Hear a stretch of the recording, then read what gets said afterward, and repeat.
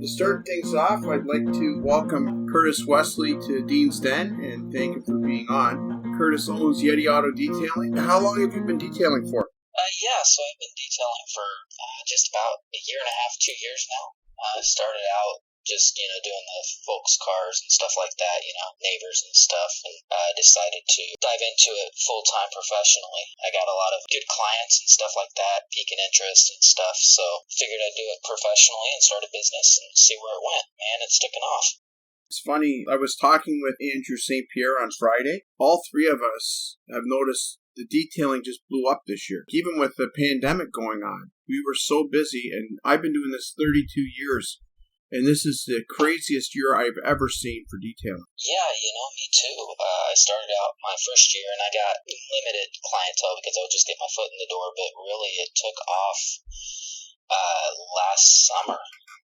Was really, and I'm projecting to have a very, very busy summer this year. Where do you find is the best outlet for information? Like, do you find it's YouTube or the detailing groups? Where do you go to get your information from to learn the new stuff that's out there? I'm just curious. I think it's really a mix of both YouTube, and I have fellow detailers here in Washington State that I've been able to lean on to as well, and as well as the Facebook groups, Detailers Guild, obviously, tipping a hat to yours. Thank you very much. But I'm also a member of Y-Weight Auto Detailing, Dallas Paint Corrections. Yeah, I'm on them too. Different groups bring the different knowledge and stuff, so. Yeah, that's the one thing, like I've always told people, join as many groups as you can. Like when I first started my group, people were shocked because I was letting people advertise for other groups in there. And it's all about learning the information and helping each other. The only one we compete against is ourselves. Like there is really no competition because we each have our individual techniques for doing things, and our passion can't be matched by anybody else. Like we all have our own passion about it. We do things a certain way. Yeah, absolutely. I figure if I can teach somebody to do it one way, or, if I can learn from somebody to do it one way and then take that and make it my own, or have them take that and make it their own, at the end of the day, it works. I mean, and I've found that the detailing community has been nothing but supportive with advice and being able to network and be able to reach out to somebody and say, hey, I've got this issue. And, it's been awesome. Like when we started, like anybody that started, 25 years ago or more, like myself, it was a totally different ball game because we had absolutely nobody we could reach out to. We had no equipment like we have today. It was basically hands-on, and it was old school. I mean, everything was by hand. We didn't have steamers. We didn't have tornado guns. We didn't have a lot of the tools that you have today. The DA polisher didn't exist. I mean, we had the big orbital polisher, the two-handed one. We had those, and we had the rotary, like the rotary too. What the rotary was, just a grinder that somebody figured out a way of converting it to put a pad on it. That was never meant to be a detailing tool. Okay, Andrew plugged us on the Detailers Guild that we're up running the show. Yeah, that's awesome. It's gonna take me a while to get used to this, man, because I'm so worried about recording the show. Like right now I'm recording this live on my microphone, but it's also recording in the app. Yes. Just as a backup, because sometimes if the phone does glitch, then I've got a backup. I can take the audio from it. Yeah, I was going to say, like back in the day when we were doing detailing, it was really tough. Like it was $1,200 for a phone book app. You can imagine it, Oh, wow. Yeah, and that's just a tiny little ad. $25 a week for Facebook marketing.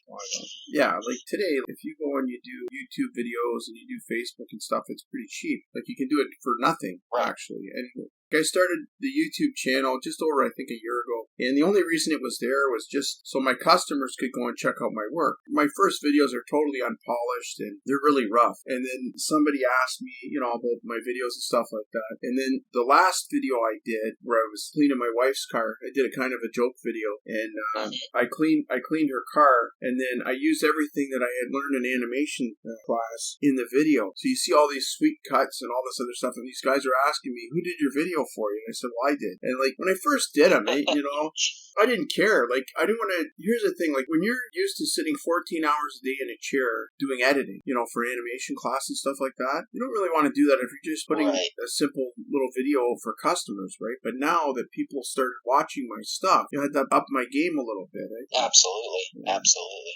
What do you film with? Just your camera or your phone, or what do you use when you're filming? I'm just curious. So I primarily use my cell phone. Okay. I figure it shoots in 4K. It does just fine. But I also have an action camera that I use as well to get like some of the action shots and stuff like that. Yeah, I got a GoPro, and I bought it to do the podcast with Dell, and then with COVID, I wasn't using it. So then I started turning it on and setting it up in the shop at different angles and stuff like that. So I could do some different videos, and I use that. Absolutely. I use the phone too. Like I use between the two of them, and then I splice the video up. Do you have an editing software that you like to use? Yeah, I use Filmora X. It's similar to like DaVinci Resolve and maybe Adobe Premiere. It's not as functional as Adobe Premiere is. Yeah.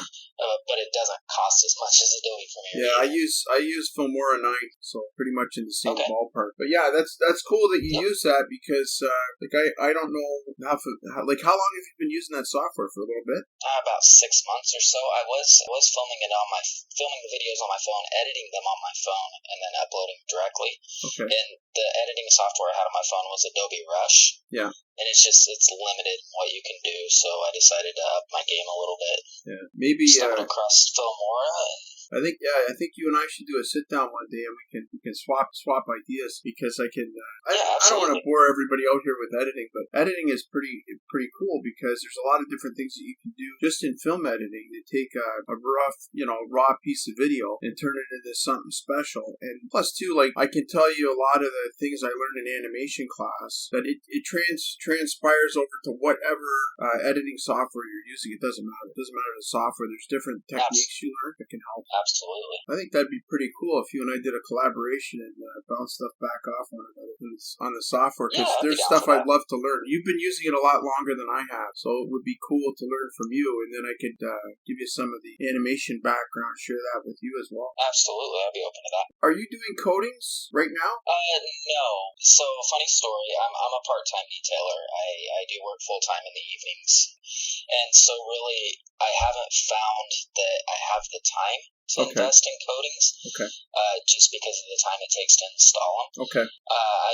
I have been toying around with the idea of offering like the waxes that last about a year. I've looked at Angel Wax Enigma. I've looked at like Jescar Powerlock. Yeah. Different things like that. Trying to offer a higher end package for my clients. Well, Angel Wax is an excellent product. I've been using Rick Vanderlee's products. I actually met him in Vegas at SEMA. Their stuff is top-notch. Cool. If you decide to get into the coatings, what I would strongly recommend is Angel Wax Legacy, because you don't have to be certified to use that coating. Okay. And it's a good one to start with, and it works really well. I put it on my customer's Jeep, and she drives it through mud and slush and everything else, and it washes so easily. She's thrilled with the coating. Absolutely. Yeah. Instead of having to dance around and try all these certified coatings, I would just start straight off with a Legacy. It's comparable to my commercial grade coatings that I put on. It just doesn't last as long. That's the only difference. And it goes on relatively easy and comes off relatively easy. If I get my inoculations, I can come down there and teach you if you'd like. There we go. Yeah, I'd be open to that. Because I plan on doing the United States tour as soon as I get injected. That way I can go around without making anybody sick. For sure. For sure. I like helping people. I just, like right now, I won't even leave my house. Like my wife wanted me to go to Toronto shopping or Niagara Falls, which is only a couple hours from here. And I told her, I said, listen, I'm not going anywhere until I get my injections, because right now I don't even see my customers. Customers put the keys in a drop box. Then I get the keys out of the box. They text me, tell me the car's here. I don't even touch I don't see the customers. They don't see me. They just drop the money in the box after. Because I really, really don't want to get sick. I didn't get scared until these other variants popped up. That's when I got scared. I've switched to 100% virtual estimates, and I have to, cause since I'm mobile, I go to their houses. I just have them. I text them when I get there. I have them drop the keys at the front door, and then I go pick them up and do the car. Yeah, I think that's what I would be doing. Yeah, if I was still mobile, I think that's the way I would do it. I did mobile for 15 years before that's that. Awesome. Yeah, I had my own shop. I first started doing cars on my dad's driveway. How that all came about, like I wasn't even ever thinking of doing that, but what happened was I was working in the car dealerships and stuff, and I ended up in the cleanup department. So I learned how to do car cleanups, and my buddy had a race car at the time, and I was in his pit group, and his wife told me, how much, and back then this was a lot of money. She told me she's getting, like to us it would be like a mini detail today, cheap package. They were charging her $125 to clean up her car. Just wash it, wax it, and shampoo the inside. Okay, and that's back in the 90s. That was a lot of money. Right. So I said to her, I said, look, Deb, I said, you guys have done enough for me. I said, I'll do the car for free. She says, do you know how to do that? I said, yeah, that's what I do at the dealership. She says, okay. So I cleaned her car up, and back then I used Mother's Wax, because in Canada, like in the States, you guys have access to a lot of different stuff. But up here, back at that time, there was Armor All, Turtle Wax, Mother's, and McGuire's. And that's all you had to choose from. Right. So I grabbed the Mother's, I waxed it with that, I cleaned all the interior, did everything by hand with a shop vac and little brush tools and stuff. She took the car to work. Next thing I know, my phone's ringing off the hook. All the other real estate agents at her business wanted to get their car done. So, that's how it started. Then I got a shop in LaSalle because I was doing so many cars at my dad's house. The neighbor called the cops on me because they thought I was, dealing drugs out of the house. So, oh, wow. Yeah, no word of a lie. So the police officer, the two guys came in the cruiser, right? They come to talk to me and ask me what I'm doing. They see all these cars lined up in the driveway. And then they see one guy's vacuuming and then, so what the hell are you doing out here? I said, well, I'm cleaning cars. Like back then, the word detailing didn't exist. I just said, I'm just washing cars. He says, seriously? I said, yeah. And I gave him a flyer, right? And showed him. And he says, can I keep this? I said, of course. And he says, awesome. He says, do you give a discount to police officers? I said, I do now. So I gave him that. He said, listen, he goes, listen, I'm going to do you a solid. He says, the reason I came out here where the neighbors were complaining, he said, but they were complaining because you're parking cars on the street. As long as you keep the cars in the driveway, I've totally got your back. So just book enough to keep them in the driveway. And if you park your personal vehicles on the street, they can't say anything. I said, okay, thank you very much. So he ended up, his wife brought me the car because he didn't want to come to the house. And I get it, right? So he didn't want to come to the house to get the car cleaned. So he sent his wife over to get the car cleaned. And she said, well, my husband's officer so-and-so, he told me to bring the car over for you to clean. I said, okay. So I cleaned the car. But it's kind of funny. So my dad says to me, he goes, listen, you're going to have to do something because, it's getting to be too much. I said, all right. So I rented the shop in LaSalle. I was there for 5 years. And this building was built in 1928. And it had furnace oil. Okay. So it cost me $1,300 a month when it was cold just to heat the building at 50 degrees. Yeah. So it was bad.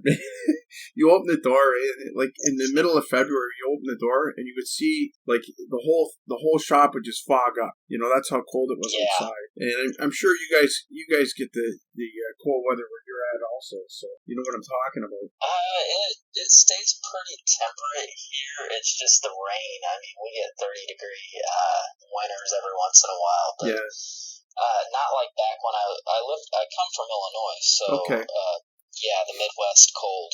Yeah, we had 25 below in the month of February. A couple times it's got down. One time it got down to 30 below here for a couple of weeks. It was just brutal. But that's an odd thing. Like normally, like the coldest it gets here is around 10 below. Doesn't normally get that cold. And that was a weird year because at that time it was 30 below here, and my brother was up north and they had the wildfires in Fort Mac at the same time. Okay. Like it was just insane. It's freezing here and out there everything's on fire. But anyway. That's one of the biggest things we deal with out here in Washington is the wildfires and the ash and everything. Oh, okay. Yeah, that's something we would never see that here. We have pollution from the factories and stuff like that. We get a lot of that. Like we'll get a lot of contamination dropping down on vehicles and stuff like that. Especially ones that are if they're near a plant or near a railway yard or something like that, then they tend to get a lot of metal dust on them. Eh? Absolutely, absolutely. What is your favorite product for tires? Oh man, that's a hard question. For dressing the tires. For dressing, my go-to is Aquagloss by Superior Products. Okay. Just a really, I use it because it's multifunctional. Okay. You can use it on the interiors and everything, and it works wonders for me. I'm going to take this question. We'll see what they're asking. Kurtis, I was just listening about the ceramic coating and how you don't have enough time to put it on. You can get, if you get set up with SB3 or any coating company, you can just offer the 1-year coating. I mean, the waxes are good too, but you can install that 1-year spray coating a bunch of different years way quicker than the waxes.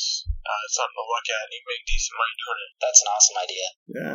Thank you, Andrew. Yeah, there you go. So, Andrew's he's always got my back. He got everybody's back. That's what I like about it. Yeah, for sure. We actually swapped. That's funny that he mentions. I didn't mean to cut you off. Go ahead. Go ahead, Kurtis. The SB coatings. Yeah. I've been looking into those. Also, Ceramic Pro. Do you know anything about them? Andrew dealt with Ceramic Pro, so I would talk specifically to Andrew because he's my master of Ceramic Pro. He was with them. He switched over to SB3, so you might want to have an off-air conversation with him and talk about it because I don't have enough information to give you. Absolutely. Yeah. But I was going to say, Andrew and I actually flip vehicles back and forth because if I'm swamped and I don't have time to get somebody in, he'll take it. Or if it's a job that he doesn't normally do, then he sends it to me. So for sure. Yeah.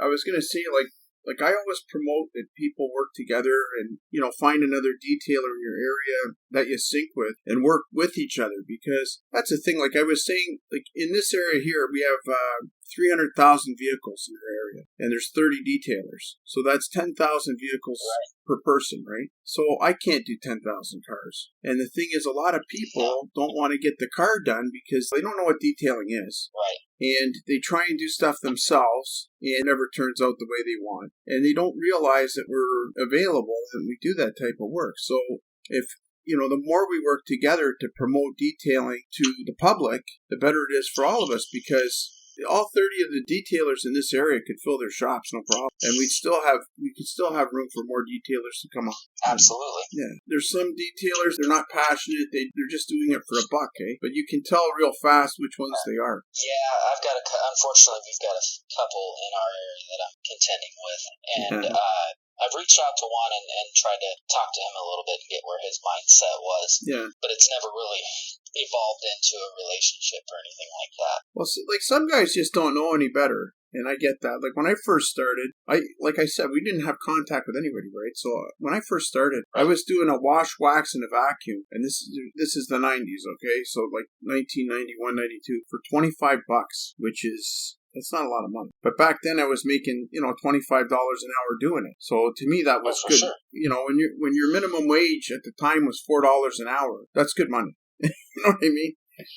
Like by today's standards for us, no way. Like the thing with ceramic coating, you can make $250 an hour doing coatings. Yep. And I was part-time until August the 1st. And then I walked away from my full-time job at the end of December. I finally cut ties with my old shop. I couldn't go back. After doing it for that long at home, I wore a groove in the floor and I like it too much. I don't want to go back. Absolutely. You get spoiled. With me, here's the thing. Anybody that's listening to this, you have to understand where I'm coming from. My wife has full benefits, and she's got a really good job where she's making good money. And I'm not trying to brag about my wife, but I'm just saying I'm in a different position, so I was able to walk away from my job. If my wife was working a minimum wage job and we had no benefits, and I had benefits at my job, there's no way I could walk away from it. So, every detailer's in their own little situation, and not everybody can do this full time because they need the benefits, especially if you live, in the US and you get your medical coverage through your employer. You need that. It's so important. Yeah, that's one of the things that's I keep going back and forth with it because I would eventually like to open up a shop and do this full time. But the company I work for right now offers one of the best benefit packages in the area. Well, there you go. You know what you could do, Kurtis, is eventually if you want to make that move, I could give you some off-air advice to get you to that point. Because at one point when I first had my shop, I actually had somebody else running the shop. and I was just funneling the money into the shop. Yeah, I've thought about doing that too, kind of running it from the side. I can give you some off-air advice. Stuff I don't want to share publicly because I'll tell you exactly what I went through so you can avoid having hardship. Sure. But I don't want to air that stuff. You know what I mean? No, I understand. I understand. But yeah, I'd love to help you. Andrew St. Pierre wants to do the same thing. He wants to eventually have his own shop. Right? In this area here, we're lucky because him and I know a ton of people, and my son's an accountant, so my son can help him financially get set up properly, books and everything. So gotcha. Makes it a lot easier. But yeah, that's a good goal to have. Yeah, I would never walk away from the job. It's nice to have that stable income. It took me the last 3 years to build up my business to the point where I felt safe to walk away. Right. You know, because I had 300 customers a year coming here. And my old shop, I had 1,000. Okay, I had 1,000. I had 5 employees. Well, I have 300 here, and it's only myself and my son. So I mean, gotcha. You know, I knew I had enough flow of income. Plus, I had put $30,000 into my shop in the last 10 years. Like, I didn't make a lot the last 3 years because all that money went into the shop. I upgraded my equipment. I put chipboard up in there. I put insulation in there. I painted the walls with mold-resistant paint.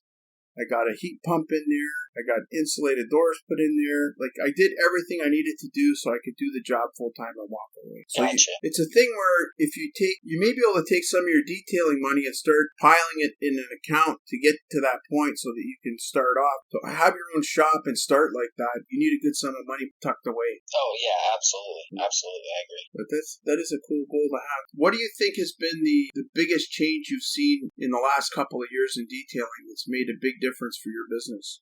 I think just like with the new products and stuff that are constantly changing and coming out. I mean, we have the entrant of the graphene and the coatings and stuff like that. You know, just like every year there's something new. It seems like. You guys have Adams near you? I know they're all over the States. We don't out here. The closest thing we have to that is Griots. Okay. We also have Pearl Nano is out here as well. Okay. Well, those are 2 really good companies. I saw their stuff when I was at SEMA.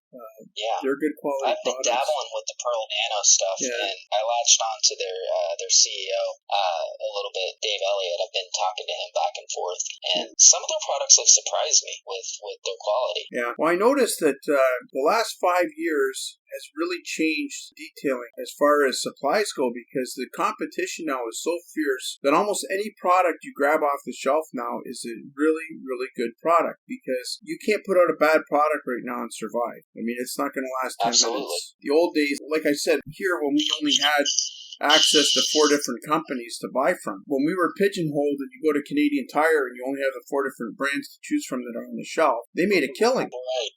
You know, but now that we have all this access, like I have global access, I can order stuff from anywhere in the world, right? You get it here. Like I order angel wax.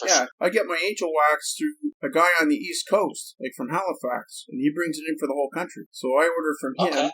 I order from him, and he orders from his buyer in the States. Like, that's how they're getting it here. And originally it's coming from Scotland. So, I mean, it's pretty cool. Like, I mean, the reach we have now is so huge compared to what it used to be. You know, there's not much we can't get our hands on. Oh, for sure. What, I always like to ask is, what is the worst detail you've ever done? Like, the dirtiest vehicle. Can you remember the worst one you've done? Oh, man. It was a 2000s model Chevy Malibu that, I ran a special on my Facebook business, and I knew when I first posted that ad that I was going to get something horrible, and sure enough, I did. Yeah. And I got called out to look at this, and it had, I mean, the lady told me she would pour water on her seats, and the stains would appear, and that just told me it was going to be a nightmare. Oh boy. It took me probably 6-7 hours to do, and I got it as best as I could, and I ended up at the end of the day, I think, making $125 off of it. It was a really, really horrible situation. Oh man. I talked about the one I did on the other podcast with Andrew, but I'll give you the highlights. This thing was so bad, we called it the van from hell. And the dogs had licked the seats. Like, it had a light-colored gray interior, and the dogs licked the seats until they turned black. And it reeked. Oh, wow. Yeah, it reeked. It smelled like a wet dog and vomit. That's what it smelled like. It was just disgusting. And there was rotting food and stuff in there. And this is going back like 30 years ago. So I didn't have very much to clean it with, right? So back then we're using, you're going to laugh, we were using laundry detergent to scrub the carpets with because it had a deodorizer in it. So that's what we were using, that and a brush. We had that vehicle in there 2.5 days. I charged the guy $300. And the reason I charged him $300 was so he would take the van and go away. I was hoping he would say, oh, that's too much money, right? And he said, no, that's okay. And then I'm like, I had my face in my hands and I'm in the office crying. I'm thinking, oh my God, what the hell did I do? So anyways, you learn, from those things. Like now I always ask the customer, now I ask them, empty the vehicle before you bring it. And I always ask them to bring it by for an estimate because you can kind of feel it out over the phone. Like if the person's kind of nervous on the other end of the line, it comes through in their voice and you can hear it. So then I say, well, why don't you come by? And I'm kind of slick when I do this because I say, why don't you come by and I'll see which areas need more attention and then I can see if I can save you some money somewhere. The truth is, I want to see that thing because, if it looks like a garbage can, then you're going to be charged for a garbage can. I'm not doing that car, and losing money. Right, exactly. Yeah. Exactly. The biggest thing I've learned is when a customer says it's not that bad, their version of that, my version of that are two different things. Yeah. Yeah, when they say it's not that bad, that's when I usually say, oh my God, because I know how bad it's going to be. Well, that's another thing. That's the trigger word. Yeah. Yeah, because I was saying to Andrew when, you say about trigger words, right? Well, when I talked to Andrew, I said to him, I always ask the customer what kind of car it is. And it's not that I never ever charge anybody any different. If it's a Honda Civic or a BMW, it's the same price, right? For whatever I'm doing to the car. Right. But if it's an SUV or it's a minivan, they tend to be more family vehicles. And they tend to get trashed a lot more. So I always put that out there and I ask. Or if it's a truck, I want to know too, because if it's a truck, there's miles and miles of panel you got to wax and decontaminate. You know what I mean? It's a different animal. It's not a little Honda Civic. It's a bigger job. So absolutely. Yeah. So I put that out there. But it's funny that you say that because. When you mention the trigger words, whenever I get a customer on the phone, I can tell right away if they found me on the website for the first time by this one phrase. Is that the best you can do? Whenever they say that, I know they've never been to my shop before because when people come here and they see my shop, and I'm not trying to brag, I made sure that my shop is immaculate. It's cleaner. Absolutely. Like my wife was so mad when she saw the finished product in my garage. She says, what the hell about my kitchen? Like, she says, your garage looks like $1 million garage.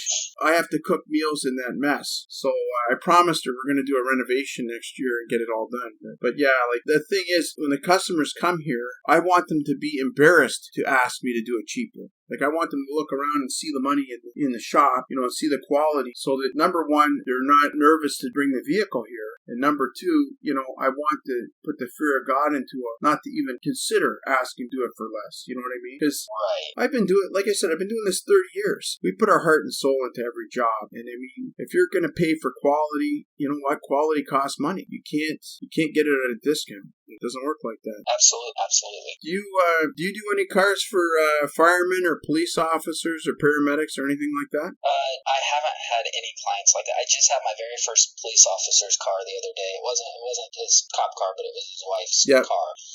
But I haven't been reached out to yet by any of those. Well, now that you did that one, you're going to get a bunch of them. I'm just letting you know. Oh, for sure. Because I have the OPP comes here, the Windsor Police come here, and a lot of times the neighbors see the car pull up in the driveway and they wonder what the hell's going on. And it's just they're just asking me if they could. Yeah, they're like, well, the one come by in the OPP car, right? And my son and I are both working in the garage, and this is before the COVID thing, and we're out there working. working, and he comes by, and my son goes, Dad, he goes, I wonder if the neighbors called the police about the noise or something. I said, I doubt it. I went down the driveway. He says, hey, are you the guy that cleans cars? And I'm thinking, well, you can tell. Like, I've got, my doors are open. I've got a million lights in my garage. The kid's running a vacuum cleaner.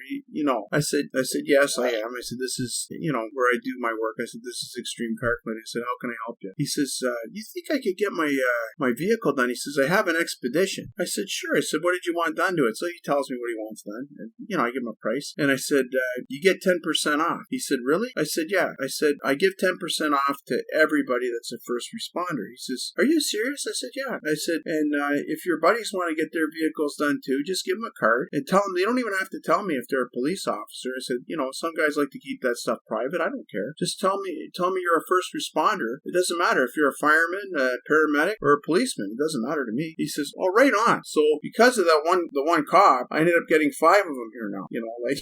So Absolutely. That's what I said. Like, you give that card out, you do a good job on the wife's card, you know what's going to happen. You're going to get a whole bunch of them. The same with the fire department. You do one fireman's vehicle, Absolutely. Then they all come to you. So it's a huge thing, eh? Absolutely, yeah. I found that I live really close to military. Me being former military, I live really close to a military base, so I get a lot of military traffic. Oh, that's awesome. Yeah, I do a $25 discount on services for military first responders as well. Yeah, I do seniors and veterans too. They get their discount. Yeah, Yep. the only ones that pay full price is the ones that can afford it, the doctors and the lawyers and Absolutely. But yeah, like I found too, like when I raised my prices, and I don't know if you found this or not, but when you raise your prices to a certain level, then your clientele changes and you end up getting, the cars don't seem to be as bad to clean. Like that's what I noticed. That's true. That's exactly true. I go through and I figure I've only been in it for 2 years. Yeah. I've upped my prices twice. Yeah.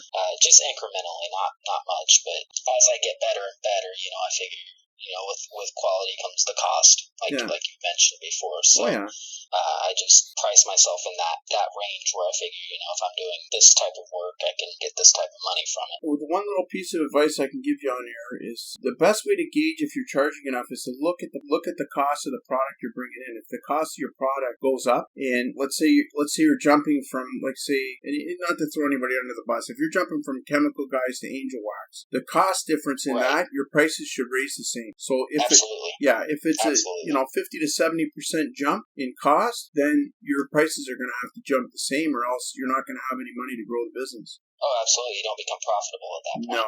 And when I made the jump, the first big jump I noticed was when I went and brought in the ammo line. I have a package here. Okay. And I actually got Larry Casilla's permission to use the name. It's called Ammo Fully Loaded. That's my full protection package for ammo. I was able to snag that package name before anybody else. So it was kind of cool. Because I did that, and then once I did that, I had all these Porsches coming here because these guys go and they watch Larry, cleaning his Porsche, and a lot of the guys that have a Porsche love Larry because he has a Porsche, right? So when they found out that I had, this ammo package, I start getting all these calls, and the guy says, "Yeah," he goes, "I got a little brown two-door." He didn't tell me it's a Porsche, right? So I got a little two-door sports car. It's it's brown, and I'd like to get this done. I said, "Yeah, okay." And he brings me the car, and he says, "I was nervous to tell you it was a Porsche because I thought you're going to charge me more." I said, no. I said, it doesn't matter if you're bringing me a Honda Civic or whatever you're bringing me, it doesn't matter. He said, really? I said, yeah. So I ended up doing his car. He comes here every 6 months and gets his vehicle cleaned. Oh, wow. Oh, yeah. And the inside spotless. Like,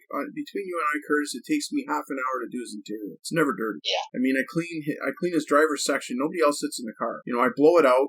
I go over it lightly with the tornado gun. I wipe everything down with the detailer and clean all his windows inside. And yeah, I'm out of there in half an hour. And then the outside is awesome. what I spend all my time on. Like, I go through it and I wash it. I always wash it down with a fallout remover. Like I use up here we use AR5. It just turns purple like Iron X. Just a different name for the same kind of thing. So I just go and I spray it down just to make sure I get all the contamination off, and then I put another coat of sealant, and I use the ammo skin, and then the cream paste from ammo. And man, what a shine! Like it's kind of cool. Like I like ammo because Larry's wax, it works good on any color to make it shine. Like some waxes I found are tailor made for certain colors. Right. Have you used any waxes that are paint enhanced, like Chemical Guy Black or Angel Wax, Dark Angel, anything like that? I've never really delved into the color specific waxes before. Okay. I use, don't knock it, but I use a lot of Turtle Wax's new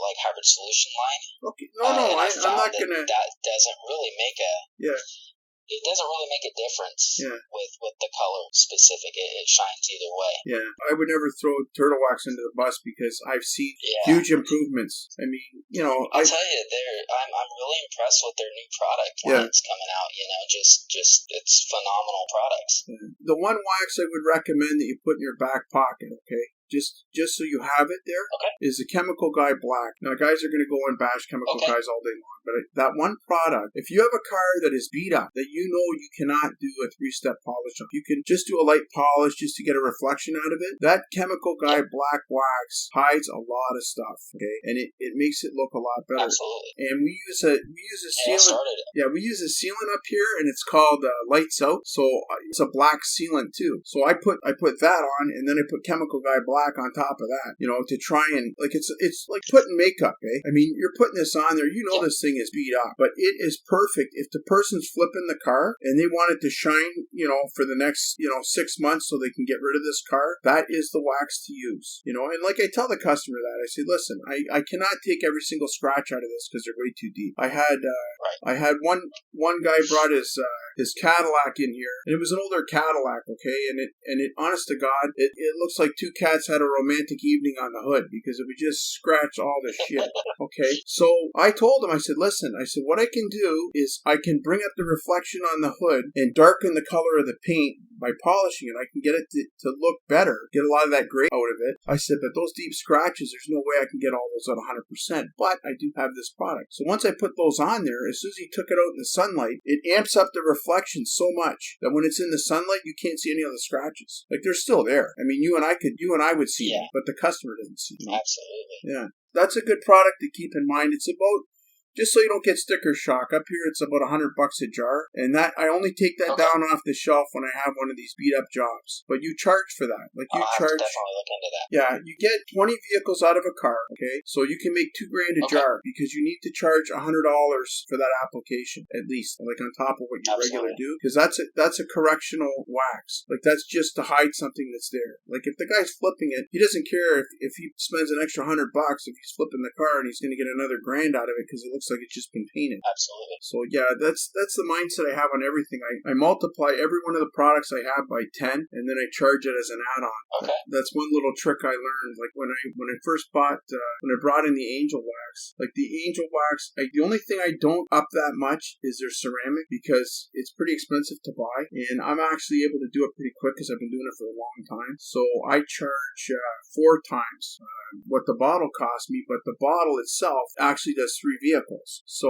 it actually works out to 12 times a bottle. Like I'm getting 12 times my money out of that bottle. So if I pay $250 for a jar of Genesis, I'm making 12 times that money. So that's a good gauge to use. Make sure you're making like 10 times your money off whatever you buy, and then you're not going to lose. That'll help you. You should be enough to cover everything for you. Absolutely. Where you live, is it humid there? Like where you live? During the summers, it gets a little bit humid. Okay, because it's not as bad as like the Midwest or that region. Yeah, because I was talking to Alex yesterday, Alex Russell from Florida, and he told me it's very humid where he's at, and we're right off the Great Lakes here, so it's really humid where we're at as well. So in the summertime, it's a bit of a bugger when we're doing ceramic. We both have the same issue. It's so freaking hot. I told him this story too. I'll give you the short version. I did a vehicle and it was 95 degrees out that day, and my shop is in the shade. My house faces north, so the vehicle was in the shade and I was doing it. I didn't feel that hot. It was so hot out that it flashed it too quick and then it was starting to fog up. So I had to let it fully cure a couple of weeks, and then I had to take the top layer off of the ceramic and then reapply it. Well, the harder part was trying to cure. Yes. And the top layer was already seared like a steak.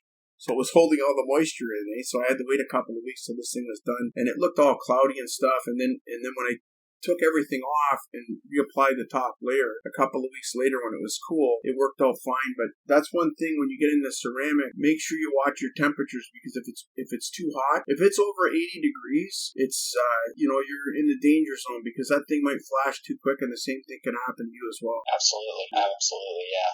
Like when I'm doing ceramic, I do one panel at a time, and most of my products I have here, you have to take it off in 2.5 to 5 minutes. You don't have a lot of time to play with it. Like, it's got to come off right away, especially when you get into professional grade coating. You can't leave them on there. If you do, that's exactly what can happen. It can flash like that. It was a learning experience. Gotcha. I put another ceramic on my wife's car, and it doesn't bead up until I wash it. Like, when I wash it, then it beads up. But this angel wax, I noticed that. Is different. I noticed that with IGL coatings. They don't bead as much until you wash them. Yeah. I've got a client that has three vehicles that I maintain, and it's similar. Yeah, Rick, all of Rick's products, like Rick Vanderlee from Angel Wax, all his products, they do extensive research when they design every single part of that product. Like, their coating is one of the only ones that I know of that it doesn't really have a hardness factor, because it's more like a flexible coating. It imitates, like, the vinyl protection you put on a car. It imitates that. Yes. So it's actually like a more flexible coating, but whatever ingredients are in that bottle, I have never seen another ceramic that acts like that. Like, the Legacy is close. Right. The Legacy, as soon as you wash the car, it beads up like mad, just like an IGL or all the other ones. But the Enigma Genesis, that's a whole different animal. There's something going on with that one coating that I have never seen that before. I'll definitely have to look into something like that. Yeah. Have you had a chance to try any of the Masterson stuff? Not that I'm trying to plug my own stuff here, but I'm just wondering if you've ever had a chance. No, I have not.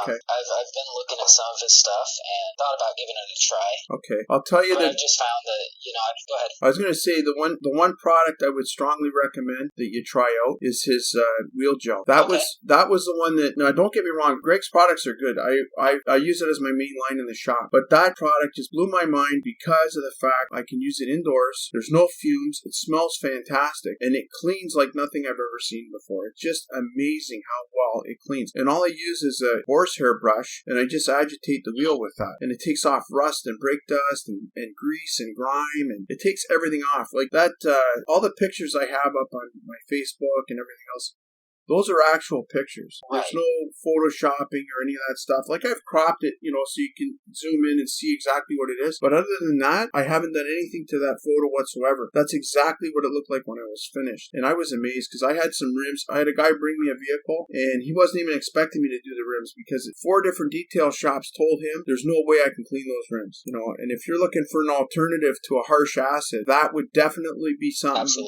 that you would want to get your hands on. That product there, Andrew St. Pierre loves his detail spray. That's another good product. We use it here all the time, but Anthony does most of my interiors, my son, so I don't really get to work with it that much, but when I have used it, it's worked well. Like, I haven't used it on as many different things as Anthony and Andrew, but they both love it. That's a good product. The glass cleaner is very good, and the other thing that's amazing is the Mystic Snow Foam. It's super concentrated, so it doesn't take much, and you get crazy foam out of it, and it cleans really, really well. Like, I've had a couple of really slimy vehicles in here, and I've sprayed them down with the snow foam, and then I've rinsed them, and then I've washed them, right? And because they were that nasty. I mean, these things were just like, I rinsed the mud off first. I had a pickup truck, a white pickup truck come in, and you know how it's got that brownish slime all over it even after you rinse it off? Well, the Mystic Snow Foam started to loosen all that up, and then when I rinsed it, it was almost clean. I mean, then I just did my contact wash, and after I was done it, there was nothing left. There was nothing in the moldings. All the moldings rinsed out nice and clean. It works really good. So yeah, he's got a handful of products that I would say are crazy. All the products, like I said, they work good for me. Those would be the ones that I would try first. And if you really like how it works, then you can get into some of his other products. His pineapple air freshener and his whiskey air freshener are my 2 best sellers in here.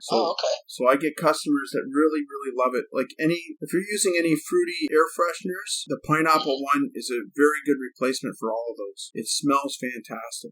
And the whiskey one is kind of a maple scent. It doesn't really smell like it doesn't really smell like alcohol. It just smells like a nice like a nice maple whiskey. It smells really nice. And Okay. a lot of my older customers, like, I let them smell the bottle. I say, I got an air freshener here, and I hold where it says whiskey, and I open it up, and I say, here, smell this. Oh, I really like that. And then I show them what the bottle is. Oh my God, because if I say it's whiskey, they don't even want me to put it in their car, right? But then if you let them smell it, then they're like, wow, was that ever nice? Absolutely. That one's a good one too. His leather one, I use the leather in a lot of newer cars. If I'm cleaning up somebody's car and they've got leather seats, I spray that one in there. If it had a smell in it to start with, then I'll spray that in there because it's a good deodorizer. It works really good. Gotcha. So Curtis, what questions do you have for me? It's your turn. You can ask me anything, I my have friend. to admit, I come unprepared. That's all right. You can ask me how do you anything. deal with detailing in the winters? In the wintertime, when you were a mobile detailer, how'd you deal with detailing in the wintertime? Yeah, in the wintertime, what I used to do was a lot of times I would book it on a day when it was 50 degrees. If it wasn't 50 degrees, like above freezing, like 40 to 50 degrees, I couldn't do it because unless the customer had their own garage. What I used to do was line up a lot of customers that had garages already, so that I could go and service the car in their garage and kind of do like what I'm doing here, but I'm doing it at their house. So I had that option because a lot of my customers, they have a few dollars in their pocket, so they've got these nice heated garages and they got the Porsche out there, the BMW or the Mercedes. That's one way around it. If you line up the customers for the winter time and you get them on like a maintenance plan and you say, oh yeah, I'll come out and I'll do the car. If you book them for the off months and say, listen, I'll give you 10% off if you get it done in an off season, then you can book up your stuff ahead of time and have it ready so that when the winter hits, like down here, the only months we worry about is January and February. Like we take a pounding on those 2 months. Gotcha. The rest of the time, it's usually warm enough that I can kind of do the car outside. Like even here, sometimes I'll wash the car outside and then bring it in the shop, as long as it's above freeze. Especially if they have like really nasty tires and stuff like that. Like I don't want all that slime in my garage. So I mean, if I've got one that's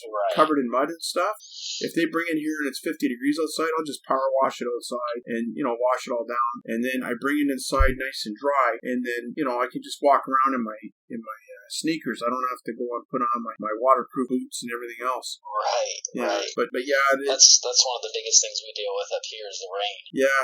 Well, what footwear do you have? Do you have like hunting boots or something you wear when you're outside? I have just leather shoes. They usually do the trick. Okay, because I don't know if you know a company called Redhead. They sell hunting boots. Okay. They're pretty good. And they're not crazy expensive. The ones I have, the boots I have, I don't know the name of. Zambirian. I have a pair of Zambirian boots, and I'll put it to you this way: they're so expensive. I didn't even show my wife the Visa bill, and I won't say it on air. That's how expensive they are. But she says, how much are those? I said, half a ceramic. She said, what's that supposed to mean? I said, don't worry about it. So yeah, they're expensive boots, but they've got aircraft cable in them. You crank a little wheel and it tightens up the boot. Like you don't have to pull your laces and stuff like that. Yeah, this is top of the line stuff for when I do have to do cars outside. Because Gotcha. I really don't want to freeze out there. And these boots are like, like normally I wouldn't have bought something like that unless it's for my business. And that's another thing too. If you buy something like that, you can totally write it off. That's another little trick there too. You can get yourself really nice stuff for the business. You just have to make sure that you put in the receipts so you don't have to pay for it all out of pocket. Absolutely. Yeah, I've got a little folder I keep all my receipts in. When it comes to tax time, I just dump them out for my accountant and say, here. My vehicle, when I used to do, because you asked me about detailing outside, I used to have a Jeep, right, when I was doing detailing. Okay. And the passenger seat looked like a laundry hamper because I always had all these different clothes out there just in case. Like, because, sometimes I would have my hoodie, and I'd have my jacket, and then I would have my jogging pants in there to put over top of my jeans. Like, it depended on how cold it was, and like exactly where I'm working and, what I'm doing. But I always had different clothes out there, like a couple different hats. I could have a baseball cap if it wasn't that cold. And then I would have, like, my toque. It all depended on what, but I made sure I had everything in the car. So it's funny because you see these three grocery bags on my passenger seat stuffed with clothes, eh? And and like I said, it looked like a laundry hamper in there. But yeah, you always prepare for it, and like if it was too cold one day, I would rebook it with the customer, and I would throw in something extra for them. I say, if we can rebook it another day, I'll throw in a deodorizer for you. You throw in something that costs you like $2. I mean, I would never go and say I'll give you $20 off or whatever, but I would go in and throw in something. I'd say I'll put some conditioner on the dash, or I'll condition the seats for you or something. Just a little something, to show my appreciation. But yeah, we were lucky because when it got really cold here and it hit 30 below for a couple of weeks, I already had my shop, so I wasn't outside working in that garbage. I was very lucky. Gotcha. Yeah, if it's too cold, like where you're at, you're saying it doesn't get that cold, like not where the water will freeze. Yeah. The one thing that I found, the one piece of equipment I found that took a beating when it was cold was a tornado gun, because it doesn't take much for that thing to freeze. Is that tiny little line that's in there? It'll freeze fast. Yep. If it's even close to freeze, like I've had it where we're out there, we're using the gun, all of a sudden it stops working, right? Then I bring it inside the shop, let it warm up, and then all of a sudden it starts working again. 10 minutes later it's frozen. Yeah. Like it's kind of a pain in the butt, but yeah, it is different. I know. I adopted a policy this year of anything below 40 degrees, I don't do exteriors. Yeah. Just because the soaps, the waxes, I'm outside obviously, so they don't really coexist very well with the colder weather. Well, it's not even going to set up. I mean, like if it's not 50 degrees out, to get a wax to set up properly is so difficult. Right. And then, and you're just, it doesn't cure. So then you're putting it on, you're taking it off, but then there's such a light coating that's left on there. 2 months down the road, there's nothing left in the guy's car, right? Because, it didn't cure properly. Absolutely. And you get that angry customer coming back to you 2 months later. Hey, you said this will last for 6. Oh yeah. Do you do a lot of headlight refurbishing? I have before. Yeah. I offer it if I see a client with yellowing headlights, and I'll go ahead and knock that out as well. Give you one little piece of advice that I found. If you put ceramic coating on those headlights, after you clean them up, they last a lot longer. Absolutely. So I don't know. Have you been doing that, or you use a sealant? Or I use just like a spray sealant usually on top of it, just to give them a little layer of protection. Yeah, because if you get yourself a $30 bottle of ceramic, whatever brand you want doesn't matter at that price point. But if you get that and you just keep that bottle just for doing your headlights, like when you got a whole bunch of them, like in the warmer months, it works fantastic. You get up to a year without those things fading. I've had one customer, I did their lights 4 years ago, and they still look the same. Because it's got a UV protectant right in it, and the ceramic coating is the closest thing I found to the factory sealant that's on there. Like they actually spray a coating on there right in the factory. It's the coating that's on there that's actually turning yellow. So when we strip that off, it's getting oxidized. Yeah, so when we strip that off, now they've got no more UV protection. So if you go and you put that ceramic back on those headlights, it's a huge thing, because then it saves both of us a lot of work. What vehicles do you find are the hardest to clean? Do you find it's harder to clean a truck or a minivan or an SUV? I'm just curious, like which ones do you find time consuming or the most difficult if it's a full package? Definitely a minivan. Yeah. Because as you stated before, usually those are family vehicles, and most of the minivans I've ran into have been crayons and cup holders, and God knows what stained underneath the seat. And the yellow rims, where they're all golden brown because they're loaded with brake dust. Yep. Definitely. And then carpet-wise, I'm finding that like Hondas and Toyotas have some of the, in some of their lower-end cars, they have some of the worst carpeting ever to vacuum. Yeah, I've got some that are on my definite hate list. You know what? I am going to put it out there because you need to do something about this. I hate Volkswagen Jetta carpets. I'm sorry, but I totally hate them. Oh my God, yes. Like they're okay to use. I forgot about that, but yes. Oh yeah. Like, you know what? They're okay if you want to use them for the lining of the wheel walls, but other than that, don't put them on somebody's floor. And whoever thought it would be a good idea to put that kind of a crappy liner in the trunk, that's like, honest to God, they should be fired, because that's just a nightmare. Some of the liners I get in here to clean, oh my God, like you just.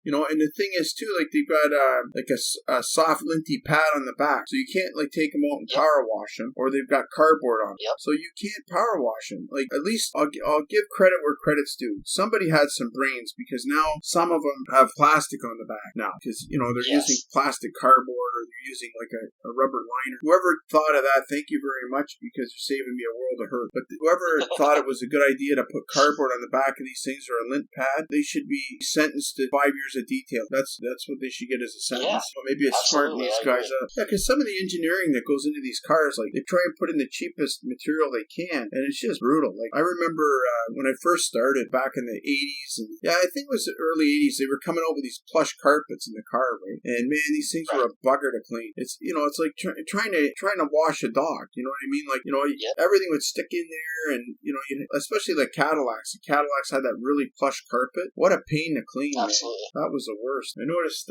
what else too. Now it's a little bit different now because now we don't have as much chrome to deal with. Before, like when I first started, we had a lot of chrome. Now it's mostly painted fascias and stuff. Right. But I noticed now we got to deal with a lot more stone chips, bug damage. Yeah. That's one of the common themes I'm seeing across exterior details. It's rock chips in the front grille. And I asked Alex this question too. I have a body man that I work hand in hand with, and if something's really beat up, I pick up the phone and, I get him to come and do an estimate for a customer, stuff like that. I also have a tint guy. I have another guy that he handles electrical issues and stuff. He's a certified technician. So I have a few guys that work with me, that do stuff on the side, and, they go and they take care of these little issues. Like if I have a customer that comes in here and they've got issues with the car and they want to get it fixed, at least I've got a few people that I can call. Like, do you have your little clique of people that you deal with? I have a tank guy, I have a rock chip repair guy, I have a dent guy. Oh, that's cool. I send clients to all the time. Yeah, it's always good because you know what, like to try and do everything yourself, it's too much. When I first got into this, I was helping my friend do window tint, and I didn't mind helping him, but I didn't want to install it because I just looked at all the work that went into it. I'm like, I don't have the patience for that. And the same with decals. Absolutely. Like the guys that do the decals and the guys that do the wraps. Yep. I don't have the patience for that. I send my client specialists that's here in town. Well, that's the thing. Like you and I got to the point we're at because specialize in one thing, and that's how you get really good at it. If you only do one thing all the time, day in, day out, you get really good at it. Like even though you're doing it part-time, I mean, you're doing it every single week. So, the quality of your work and the quality of my work is going to be identical. I mean, you're going to get to that point. Like when you've done something enough, my interiors probably look identical to yours because you get to that plateau, especially with an interior. Right. I've had to have a couple conversations with clients regarding just that fact. Yeah. I had a conversation with Alex yesterday. We did our podcast, and the one thing I talked to him about was some of these guys go and they tear the whole interior out of the car, and I don't know if you do it to that extent, but that's when I pick up the phone and I call my body guy, because the body guy goes and if I have one where they're hell bent on getting this car fixed and it's got mouse nests in it or something wrong, right? Something that's that severe. Yeah. I'll get them a quote from him, and usually after he gives the quote, that's the end of the discussion because they want to spend $2,500 to have the thing gutted and have it installed. And I don't blame them. Exactly. But I mean, like if your car's got 300,000 kilometers on it, it's worth $5,000. Why would you want to go and sink, $3,500 into it? Because I'm going to take my cut, of course. And like for me to hand clean every single panel and every piece in there and get it all ready so that my partner in crime there can reinstall everything, I'm going to charge him $1,000 because number one, it's going to be in my shop for 4 days, torn apart. I can't book any jobs, so I have to charge a minimal of $250 a day for storage. Like if that thing's in here, I have to make $250 a day on it, or it's not coming here. Absolutely. Yeah, I've done a couple of those, and I mean like 2 or 3 in the last 5-6 years, but I don't normally take them because usually, once I have the conversation with the customer and I throw a ballpark out there and I say, listen, it's going to be at least $2,000 just for him to come in and take everything out and then reinstall everything. And then I tell him too, like, especially if it's a vehicle that's been flooded. Like I had one where the sunroof was leaking in the vehicle and there was 3.5 inches of water inside the car. Floor mats were floating. Oh my goodness. Yeah. So that vehicle there, the tracking was wiped out for both seats, so they would have had a bill for that to get those replaced. I have no idea how much damage was done to the wiring underneath that carpets. And the thing had 300,000 kilometers on it. So I told him, I said, you know what, honestly, I said, if I was you, I would put the thing up for $1,500, sell it as is for parts. Because for me to get this thing clean, it's not going to happen. So I charged him, I think it was $100, because what I did was I took it apart to the point where I could inspect everything and see what was going on. And then I vacuumed it and I wiped it down and I got the mold off the seats for more. So it looked a little bit better. Right. But I put 2 hours into it. I charged him $50 general labor an hour, and I got my $100. And I told him, I said, listen, I said, it's not worth it. I said, because by the time you do all the body work on this car too, and it was hammered too. I mean, there was only 2 panels on the car that were indented. So I told him, I said, wow. Yeah. So I said, by the time you're done, I said, I'm looking around this car. I said, I see $7,500 worth of damage on it. I said, I'm not an estimator. I said, I just know that because I've seen them getting repaired at the body shop. That's being polite. I said, there's at least $7,500 damage, plus the interior damage that's done. Those 2 tracks need to be replaced. You may have other electrical issues in here. You've got 300,000 kilometers on this vehicle. I said, does this car owe you any money? He says, no, I've had it paid off for 5 years. I said, then if I was you, I would just put it up for $1,500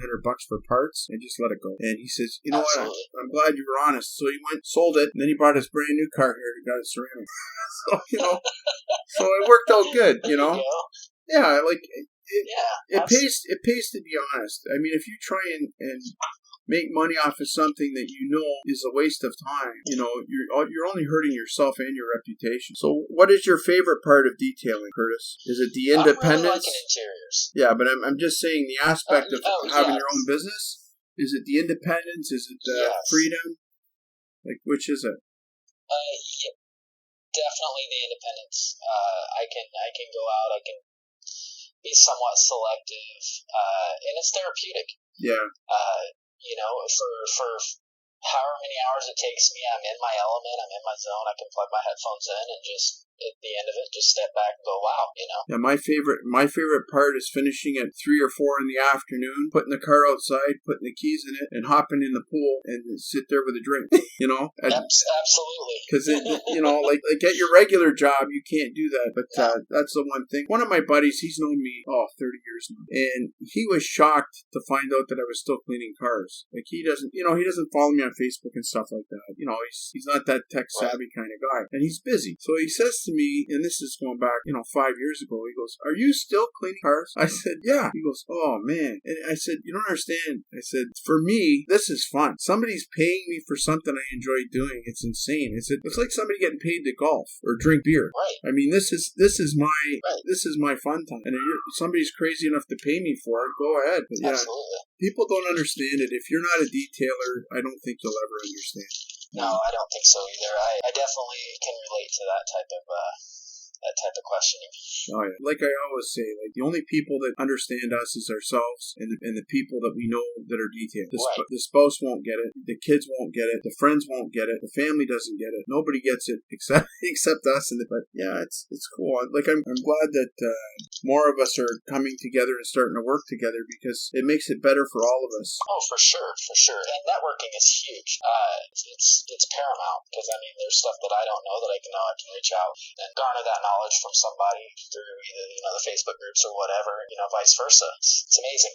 Oh yeah, well it's really cool because like you run into different stuff than I run into, and it makes a huge difference because if you have a certain element in your area that I don't have here, and then all of a sudden it happens here, or I get a car that's got that, I can reach out to you and say, what do you do when this happens? Because when we get something freakish happen here, I don't know what to deal with. Like sometimes we had the stacks down at the salt mine. We have a salt mine here. I don't know if you've ever seen Windsor Salt. Have you ever seen that on the shelves in the grocery store? No, I haven't. Okay.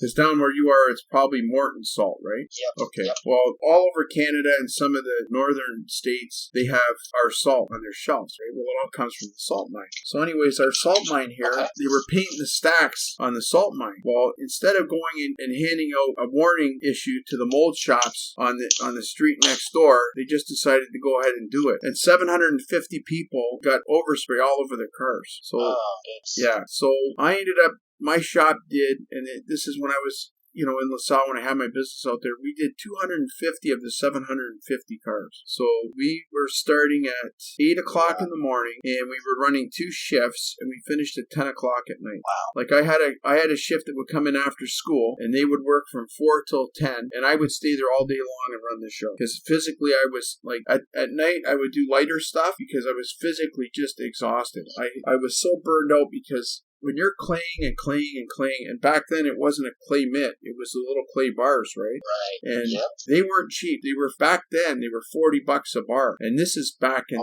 in the 90s. Like the clay bar hasn't gone up. I don't think that much in price. I think they're pretty much around that price now, right? Or even cheaper. Yeah, you can find them relatively inexpensively. Yeah, because back then it was $40 a bar for this. There was only one guy that was supplying them, so he could ask the moon and the stars for it, and you had to have it. So we would clay these vehicles, and they were taking us 6 hours a piece to do, and but we killed it. Like we made a ton of money doing that. And like I said, like that's one thing I've run into. So if anybody out there ever runs into an issue where they're doing multiple cars with overspray, at least they can reach out to me, and I can help them out. Like I can give them some advice, because when you're dealing with that kind of a volume, it's scary because you still got your regular customers to deal with. Like it's an awesome problem to have, is to have too many cars, but you still have to deal with your regular customers, because that's your responsibility. You can never go and ditch your regular customers. Some of the shops in this area did that. They took on the overspray clients, ditched their regular customers, and just did that. One of them ended up going under because of that. Oh, goodness, yeah. Like, do you do maintenance packages at all? I do. I do. I have currently I have 3 maintenance clients that I see once a month. Where I'm at here, I don't know exactly how you guys do this or not, but what we do is right before the winter time, do like a fall prep package, mostly for sealant and wax. And then in the springtime, 75% interiors that we do. I do something similar to that. Okay. Twice a year, I give them the best package that I have. Okay. And then the rest of the year, it's just a simple wash and dry and vacuum. Okay. Yeah, because I found that works really well for maintaining the car. Because if it's only been a year since I've done the interior, it's not that bad. But, if they let it go 5 years, 10 years, then it just hammered. Right. It's so difficult to get it clean. But yeah, I found that it works good. Like I noticed a lot of guys out there were nervous about ceramic, because they go and they put a ceramic on the car, they figure the car's never going to come for 5 years. But that's not true, because they're still going to need the interior done, and you might be setting yourself up for a full-time client. Because I've got one customer here, and he drops his car off to be washed every week because he's terrified to touch it because I put ceramic on. Right. So some of them, they don't know how to deal with it, and they don't want to deal with it, so they just drop the car off. And most of the people that are getting ceramics done, a lot of them have multiple cars anyway. Gotcha. They've got I've got one guy that comes here. He's got a '66 Mustang. He's got a brand new Jeep, and then his wife has another car. So I mean, when they dropped the Mustang off, he said, "I'll keep it as long as you want." So I had his car here for 2 days because he had a musty smell in it. So I had to put on my thinking cap, and I had to go through the vehicle. The first thing I had to do was make sure I got rid of all the mold, and then I ozonated it for a couple days while I was working on the outside of the car. So that gave it enough time to kill that musty, moldy smell that was. But yeah, most of the people out there, they have multiple vehicles. So for them to drop it off, like eventually, when you get to that point where you're stationary with a shop, it's not that big of a transition. It's just a lot easier to do the cars. Absolutely. So anyways, Kurtis, that was a really good chat, and I appreciate you being on the show. Is there anything else you want to ask me before I finish this up with you? No, but I definitely will pick your brain on the transition part that you were talking about earlier. Yeah, when you get ready to do that, let me know, and I'll walk you through it. I mean, there's so much information I can share with you. If you do check some of my stuff, I already have up on Dean's Den. There's some stuff up on there. If you check it out on my audio podcast, they're basically the ones that say Dean's Den audio podcast. Those are basically encyclopedias for detailers. That's basically, you go through there and you look at different things you might want to learn. Even the one on transference, as funny as it sounds, a little bit of psychology goes a long way. And I took a basic psychology course, and that one aspect of it was the one thing that I found helps me with business. That's why I put it up there, because it's totally related to understanding your customer and understanding other people that are out there on the internet. Like, especially when it comes to, people bashing each other and stuff like that. At least if you can kind of see why it's happening, then it makes it easier to deal with. So anyway. For sure. Yeah. I want to thank everybody for tuning in and listening to our podcast. If you want to catch the clean version of this, it'll be up on our YouTube channel. It'll be posted on all our detailing groups that Kurtis and I are both in. And you can also find it on all the detailing groups, and it'll be continually posted on the Detailers Guild page. It's up there permanently. So if you ever have trouble finding the show, you can find it there, or you go to extremecarcleaning.com and click on our YouTube channel. It's there permanently as well. So with that being said, I'd like to thank you again, Kurtis, for being on here from Yetti Auto Detailing, and that was a good talk, and I learned a lot. I appreciate that. Absolutely, I appreciate having me on, and likewise, I learned a lot too. So we'll do this.